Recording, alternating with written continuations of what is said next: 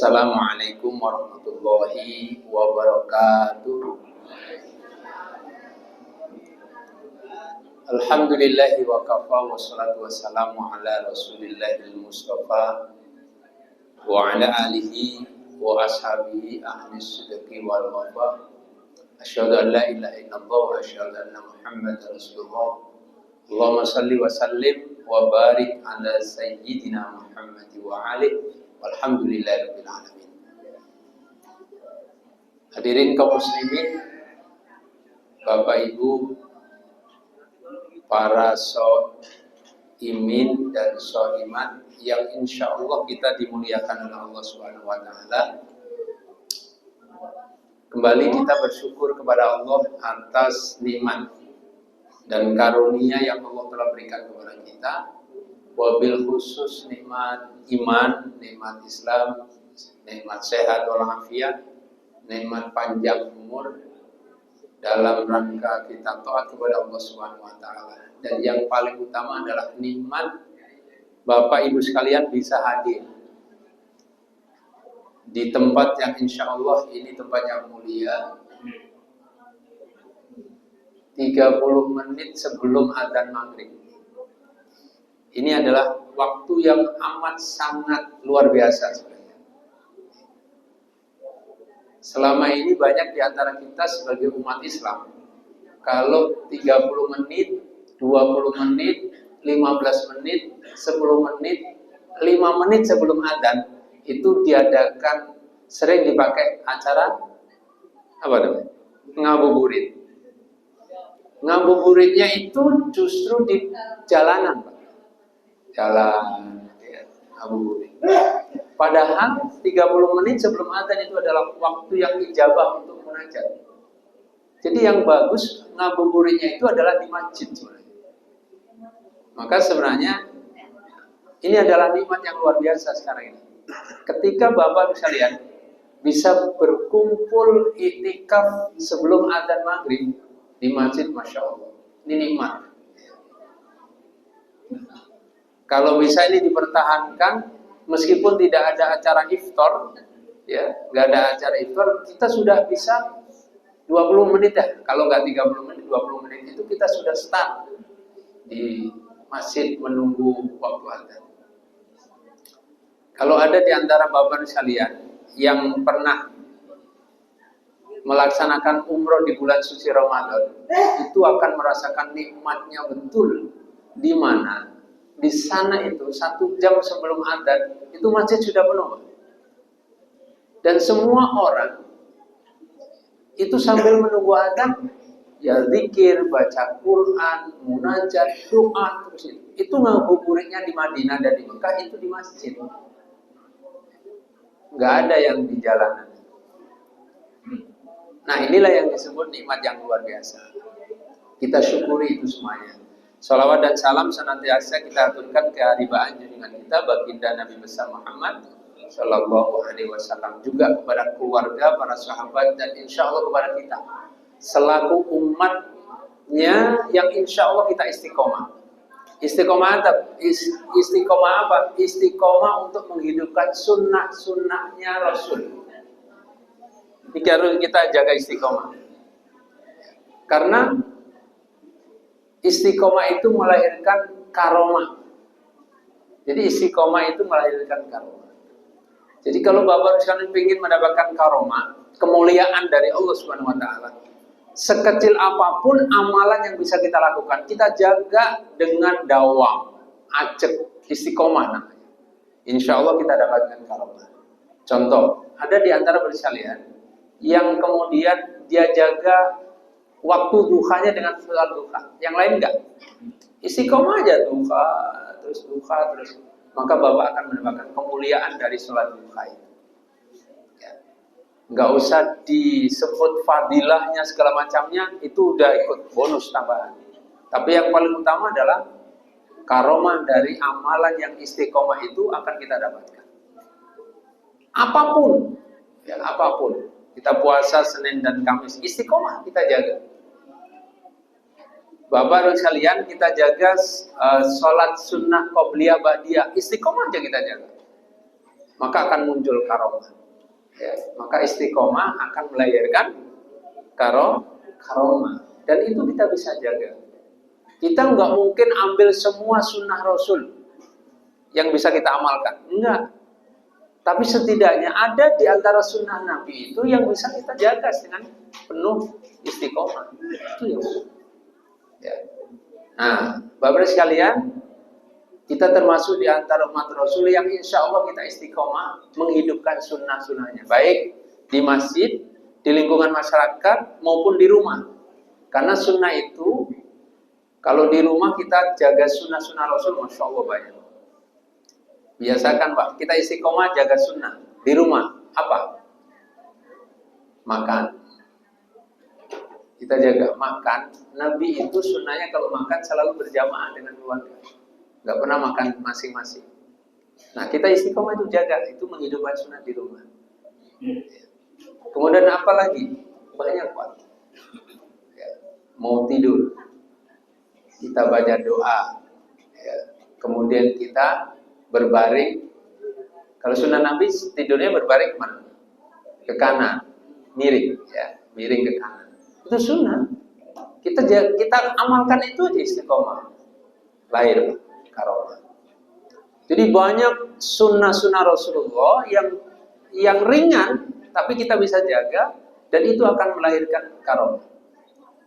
Dan dengan itu, dengan istiqomah menjaga sunnah, insya Allah kita termasuk di antara umat Nabi yang akan mendapatkan syafaat dari baginda Rasulullah Sallallahu Alaihi Wasallam.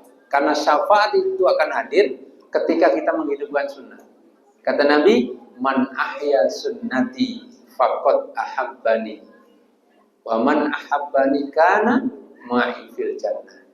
Barang siapa yang menghidupkan sunnahku, maka dia termasuk di antara golongan umat yang mencintai aku. Wa man ahabbani kana ma'i fil jannah. Dan orang yang mencintai aku, maka nanti kelak dia di surga bersama dengan aku. Artinya apa? Kalau kita mengandalkan amal ya, kayaknya kalau kita hanya mengandalkan amal masuk surga, kayaknya berat Pak kita masuk surga ya. Dari amalan kita kan? Kenapa? Kalau dihitung nih, kita mau jujur nih, kita pakai buku catatan, ini buku ini.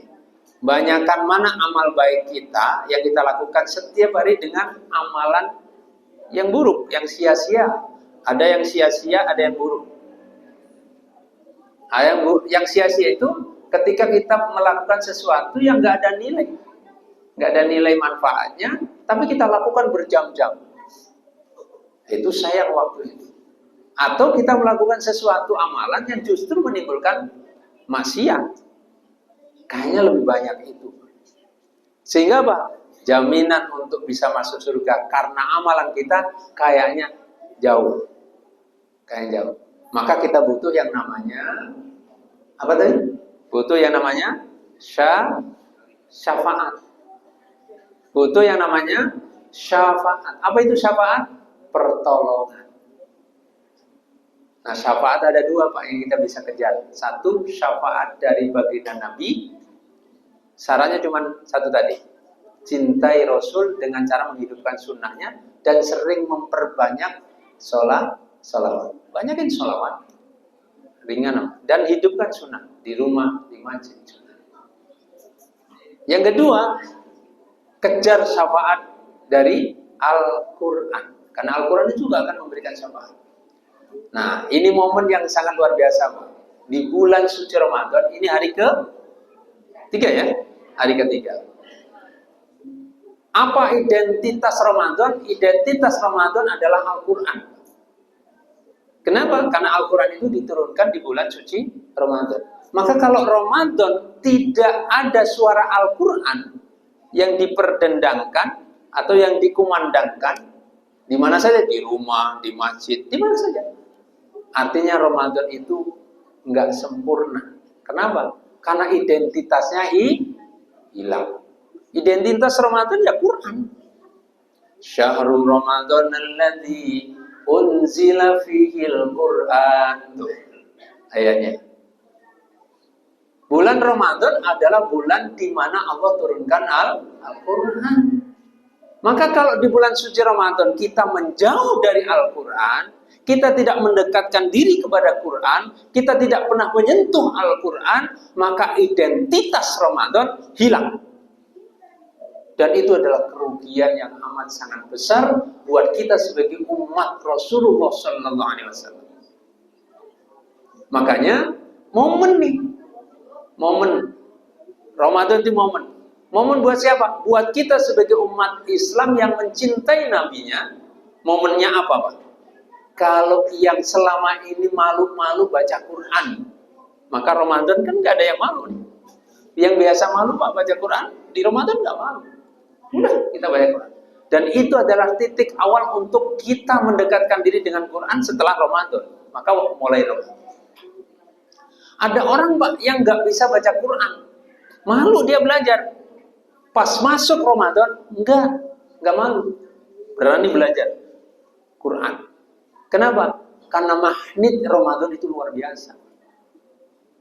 Magnet Ramadan itu luar biasa. Maka keluar biasaan magnet Ramadan itu kita manfaatkan itu. Bukan hanya orang, Pak. Orang yang nggak biasa ke masjid, Ramadan bisa masuk masjid loh.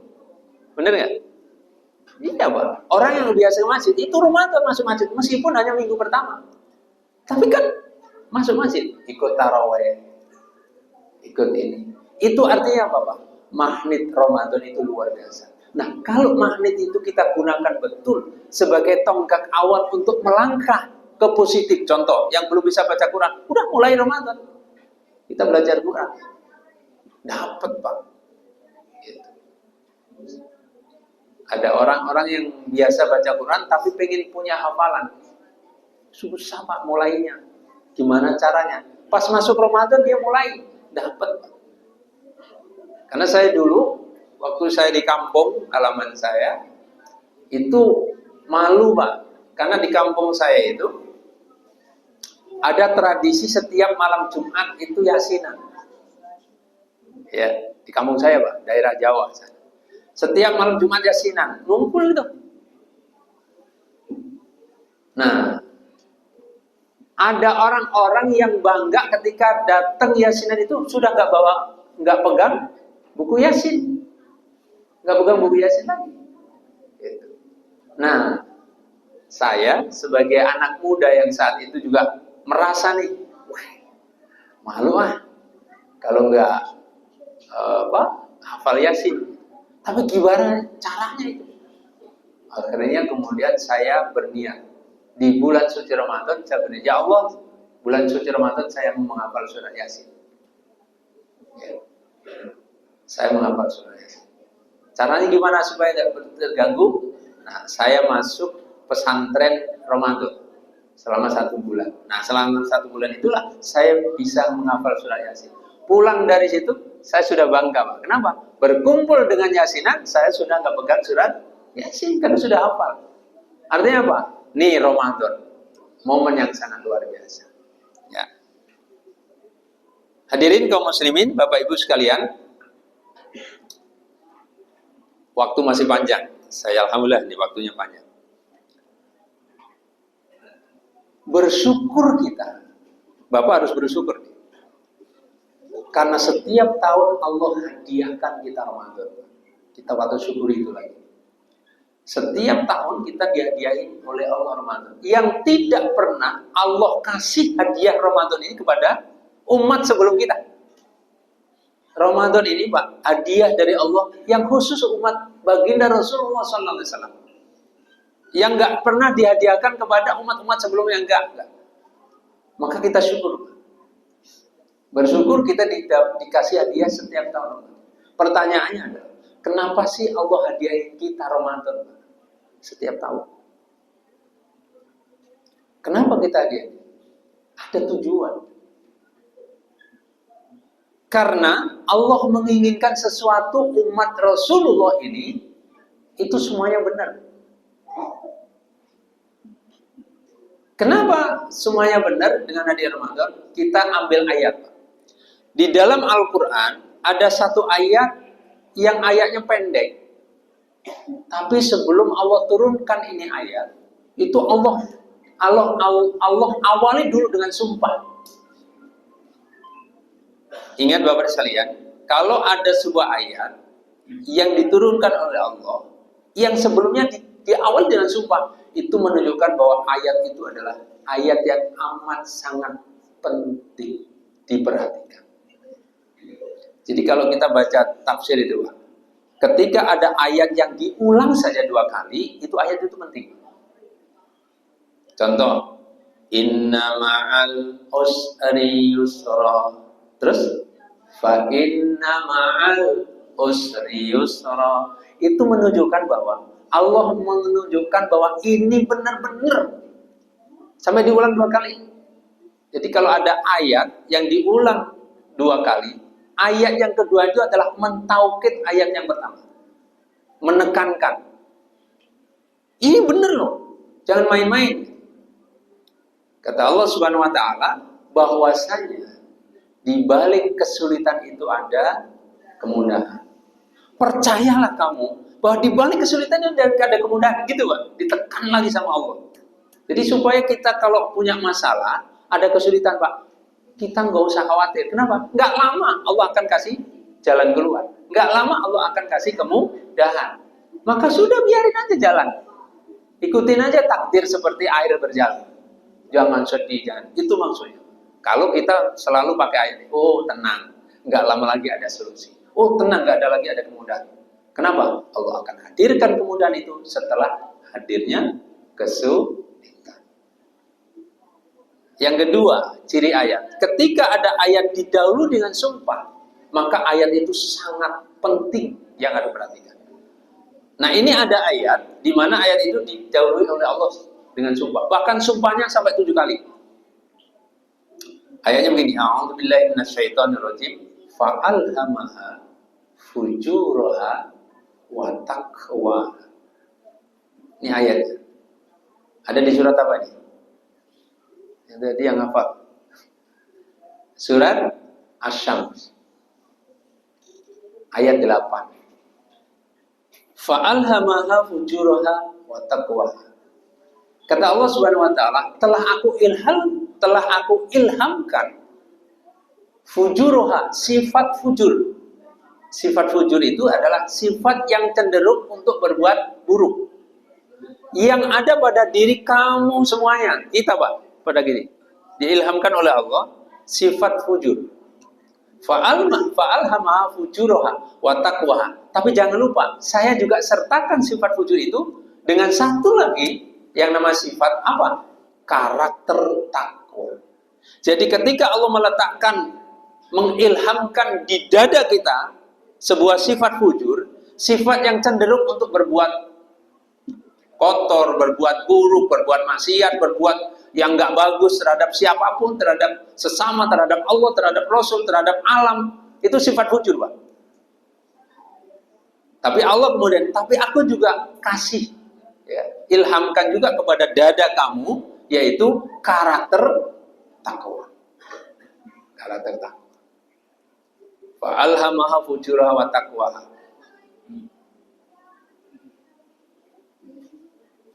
Nah, sebelum ayat ini Allah sampaikan, Allah dahulu dengan sumpah.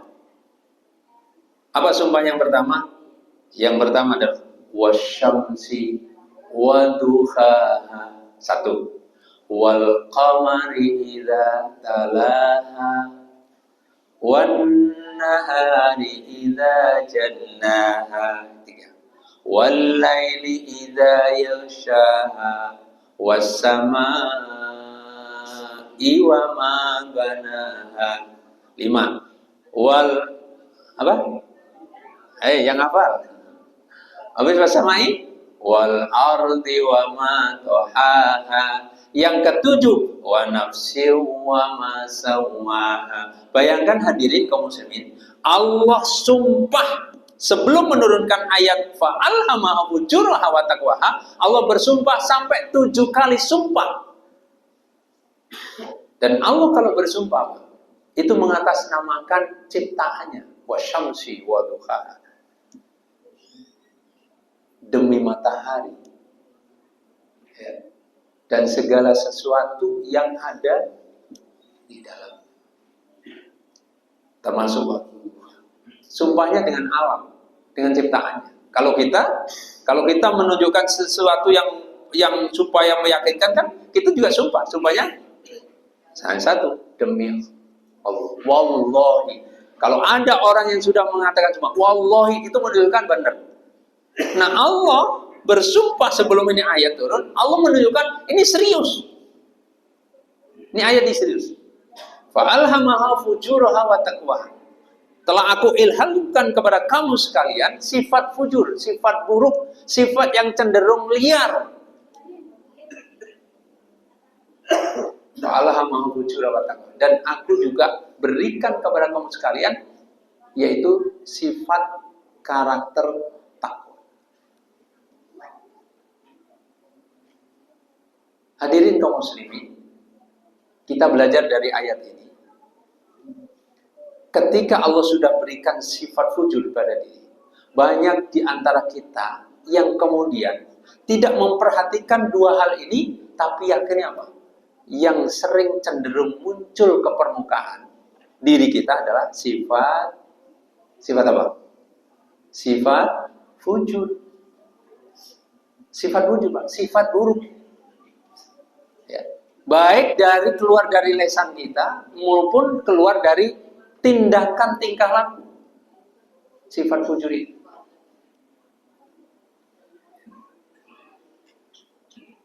Maka ayat itu deh, qad aflaha man zakkaha. Sungguh beruntunglah orang-orang, qad aflaha man zakkaha. Sungguh beruntunglah orang-orang yang mau mensucikan, membersihkan sifat-sifat fujur itu yang ada pada dirinya. Sehingga yang mendominasi sifat di dalam diri seseorang itu adalah sifat takwa. Gitu. Tapi kan nggak semua orang Pak sadar untuk itu. Yang ada membiarkan sifat fujur itu liar seperti kuda jalan apa adanya. Sehingga yang terjadi adalah mendominasi sifat fujur itu kepada sifat kita. Maka yang sering terjadi sifat fujur itu sedikit-sedikit ada orang marah. Itu sifat fujur yang nggak bisa dikontrol, ya, gampang emosi, gampang tersinggung, ya, gampang kecewa, gampang putus asa, itu semuanya sifat fujur. Dan sifat itu bisa diredam ketika orang itu menyadari bahwa ini adalah nggak bagus. Maka beruntunglah orang-orang yang mau membersihkan diri dari sifat itu. Bukan menghilangkan, karena sifat fujur tidak bisa dihilangkan. Karena itu pemberian Allah. Gak boleh dihilangkan. Yang ada apa? Diredam.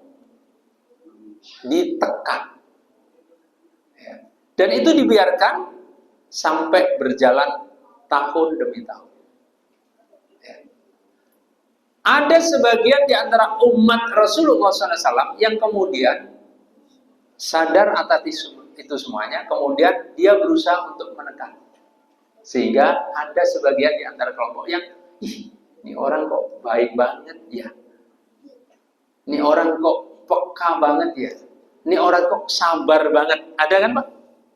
Ada satu kelompok yang kadang-kadang, meskipun di suasana yang gampang emosi di pasar misalnya, tapi ini orang nggak gampang kepancing marah, nggak gampang kepancing emosi, nggak. Kenapa? Karena dia selama ini yang telah berusaha untuk membersihkan sifat itu dengan caranya.